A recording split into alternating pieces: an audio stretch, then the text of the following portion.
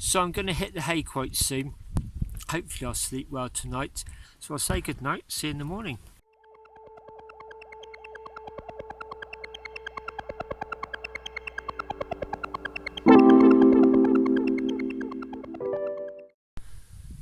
Well, hello, good morning. Welcome to Alfreds Tower on Monday, July the 15th. So there's my tent. And there's that big avenue coming in.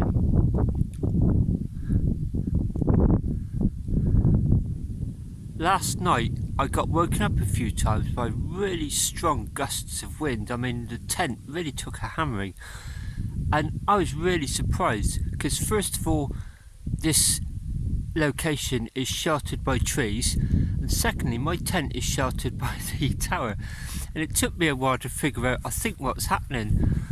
The wind is blasting down there, hitting the tower, and then sort of like being deflected either side and coming round, and I was almost in sort of like inside a vortex. I mean, the wind was quite severe. Not that high up here, a couple of 100 feet, but yeah, I was really surprised. Barring that, I slept really well, apart from just being woken up a few times in the night because of the wind. So I've just had a bit of breakfast and I'm just on my second cup of coffee, and the table is already a godsend. It's one of those pieces of kit I think I'm going to wonder how I ever lived without it, actually. And yes, I know it's easy to start justifying kit after you've bought it, but I really do think having a lightweight table when you're camping is just absolutely fantastic. So once I finish my coffee, I'll start packing up my tent and being on my way. There's absolutely no condensation on the tent today, so it should be quite a quick decamp. So when I leave, I'll be heading in the direction that I was going yesterday, down the steep hill right next to the tower, then a right, then another right. So in effect doing a U-turn around all those woods there, and then coming in on the northern side of these woods, and then I've used Google Maps to try and locate the source of the River Brue. I'm told there's a stone there as well, so that should be a clue. And I've tried to get my Strava route right down to the source. Whether I've done it properly or not, I just don't know, time will tell. So that'll be the first place I intend to visit this morning. So why is the River Brue one of my favourite rivers? Well, it's a bit like why is a football team or a pop star a favourite. In my case, I've just ridden by it so many times and just seen it on great occasions and just sort of almost fell in love with it, and I've even camped along it a few times. So it rises from somewhere near here on the Stourhead estate, near Brue, and then it flows across the Somerset levels and it spills into the Bristol Channel at Highbridge. So I guess you could say it's not a spectacular scenery, but for me it's just beautiful scenery and I love exploring it. And a few years ago I worked out this route from the source to the sea, and that's one of the ones I've been thinking I'm going to do soon. It's only about 35-40 miles, maybe do a camp on it as well. But so today is a bit of a recce. Before I can do a source to sea, I guess I've got to find the source. So maybe a quick explanation why I called this video Isengard. Two reasons really. One a bit creative, one a bit practical. Isengard, of course, was the Tolkien creation from Lord of the Rings. It was Saruman's tower, and it really made me think of that last night when it got dark here. That was an amazing experience. Secondly, the practical reason, as the National Trust car drove around last night, or security, whoever it was, it made me realise maybe sort of not tag this on the internet, so I won't be naming it or tagging it, just in case. The reason I don't want it to flag up really is out of respect, and I don't want to kill this off for anybody else, just in case the National Trust saw it and started putting up no camping signs. A couple of years ago I was camping somewhere, I'm not going to say where it was, and the landowner came over and he was okay, we were having a chat, and the only thing he said was, please don't put it on social media, I don't want to sort of advertise. And I said, yeah, that's fine. So I wasn't filming it at the time, but I kept it off Strava. I just didn't refer to it whatsoever, so I think that's probably best to follow that cue on this video. So as I'm packing up, maybe just a little bit about what I did for water yesterday. So as I knew I was coming to quite a remote location, my last chance to find a shop was coming through Frome, so I stopped at the co-op there and bought a 2-litre bottle of water. I think that was 75 pence, so I knew I definitely had water. I'd already had on my bike an orange squash on my front bottle and water on my back, but I was getting through a lot of that yesterday. So I also knew that as I came out of Frome, there's a B road that takes you to Maiden Bradley before you turn off on these really minor roads, and there's a village hall at the crossroads, and I'm pretty sure that was going to have a water tap, and lo and behold it did. So I filled up my Field and Trek water bag as a contingency. I would normally use that. That's safe enough to use for drinking water, and it folds up really small afterwards. It's just literally drying out now in the sun. Then I'll fold that. So I just used that as my washing water last night and just my bathing water this morning, and used the co-op purchase water for all my cooking and drinking. But normally I would just rely on that. So there's where my tent was. Not a trace as usual. There's my bike all laden up. I was doing a sweep just to make sure I hadn't forgotten any bits and pieces, and I came across a woodpecker's cider can. So not only am I taking my own rubbish away, I'm taking some of other people's away. Well, I'm just about to leave. This morning, because the sun's shining sideways, you can really see the statue there of King Alfred, who the tower was built in memory of. And there's a plaque below it as well. Wow, that was a fantastic wild camp. So rather than walk back the way I've come in, there's an access gap here onto the road. So that's the way I'm heading. Ultimately, on the other side of those woods, a few miles. So I dropped down the hill, and I've now done my sort of U-turn, and I'm heading towards Brue and the source of the River Brue. But looking back at Alfred's Tower there, top of the hill, it really is a distinctive landmark. Looks very Gothic from here. I think Isengard is a fitting name. What a beautiful sunny day. So the descent from Alfred's Tower was quite steep and precipitous, and then after the U-turn you come back up this much more gradual road. Been passed by a couple of milk tankers, must have been collecting from nearby farms, so I imagine all the heavy traffic comes up this way. It's climbing back up to the same elevation as Alfred's Tower, but much more gradually. But as you come up here, you enter a few buildings, and that's the warren I'm going to go through there. Just as I parked my bike, a forestry worker was there unlocking the gate to get his vehicle through. I asked him, sort of thinking, oh, if he works in there he may know, but he didn't. So about a quarter of a mile along that track you come to this junction, and this is where my Ordnance Survey grid reference said it was somewhere around here. My GPS was sending me down there, but I've been down about a quarter of a mile. I can't find anything down there. There was even a wildlife guy monitoring boxes on trees, and I asked him and he didn't know. And the forestry guy I saw at the gate when I came in was working down there about a quarter of a mile. I would have thought if it was obvious, either one of those guys would have known where it was. So I've clearly come armed without enough information. So I wasn't expecting a gift shop or anything, but it clearly said on the Alfreds Tower website page that there's a stone monument marking it, so it must be quite difficult to find. My guess is it's probably in between somewhere, so I am going to come back on another occasion armed with more information and have a second attempt at finding it. So now I'm moving on to the second location for today's little trip. Bit disappointed to not have found the source of the River Brue. Certainly determined to come back here and give it another crack, but I guess life's a bit like that. You don't always get what you want, do you? Sometimes you have to try several times, so when I do find it, hopefully it'll be extra rewarding. So it's 1 PM and I'm now at the location of my second point of interest today. I'm going to have my lunch here. What a place for a picnic.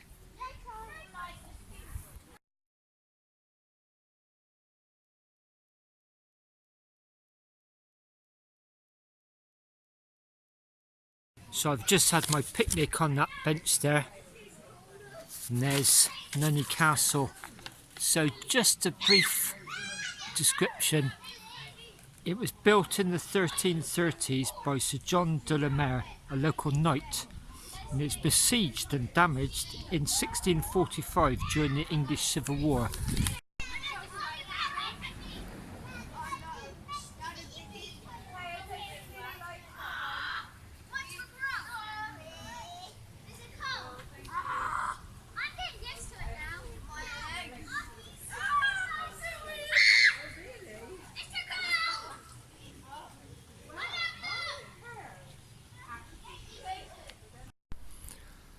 So you've got the river on the right hand side. I think that's the River Frome. It's a little picnic area along there where cars can pull in on the road between Nunney and Frome. And then right here is the castle with its impressive moat. Just having a wander around the circumference of the moat now. The moat itself looks a real haven of wildlife. Lots of plant growth in there. Plenty of dragonflies. So once again, it's amazing what's on your doorstep. For me, I'm less than 20 miles from my house. I have been here before, but you know what? I don't recall seeing that bridge there before. I think we may have had a picnic and not even wandered round. So I'm just going to wander over the bridge and have a look around inside. As usual, I'll put a link in the description of this video to the English Heritage page for this property. This is well worth a visit.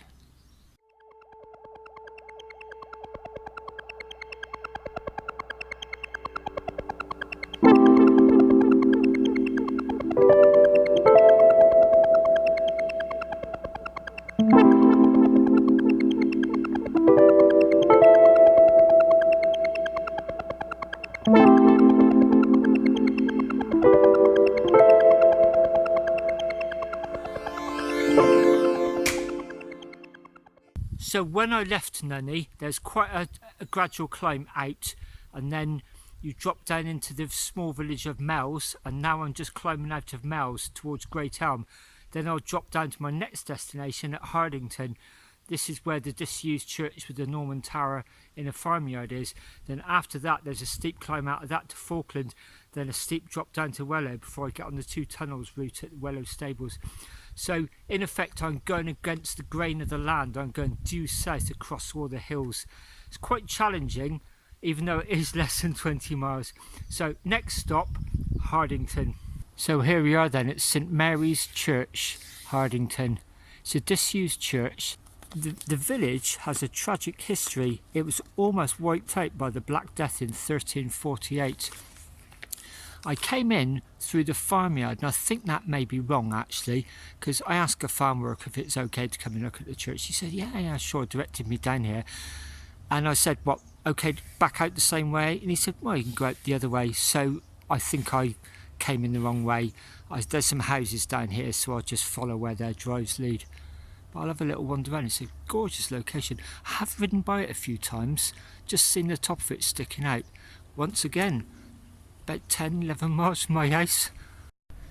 As you walk round the corner, you then suddenly realise there's a really busy working farm next to it. I did try and get in through the door, but it was locked. But it looks in pristine condition inside. I'm going to try and research and find out when it's open to the public and come and have a visit. So it's managed by the church's Conservation Trust. As usual, I'll put a link to their website in the description below this video.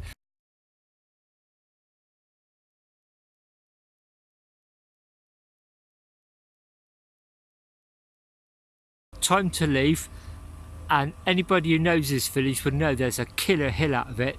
Well, I'm near the top of the killer hill out of Hardington, and it's like a ski slope. You just see it coming at you. You can see there's a big farm down there. As you go through the village, the farm just dominates it. There's a few houses. You would never know that church was there. Not unless you're very eagle-eyed and you're looking for it, and even then you just spot the tower sticking above the farm buildings. That is well worth a little detour. So I'm just on a very quiet road heading towards Tucker's Grave. It's a very famous cider pub, and then I'm going to cut across the main road there, drop down into Wellow. But look at this. If I pan along that hill line, you can see the Westbury White Horse in the far distance.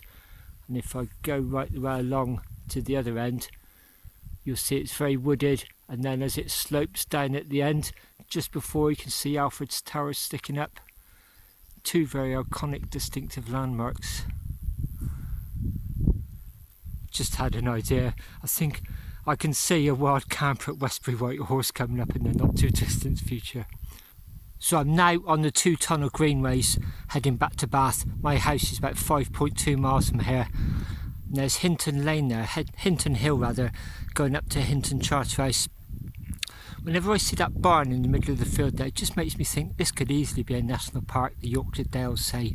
Very distinctive of those barns in the middle of fields. So it's 4 p.m. now and I'm about 20-25 minutes from home. I thoroughly enjoyed today, just meandering, stopping, exploring. Being a tourist, literally within about a 30-mile radius of my house, it's absolutely fantastic what's on your doorstep. Since I've been using Strava, Garmin, GPS to navigate with, I sort of haven't really looked at all my Ordnance Survey maps because that's how I used to navigate.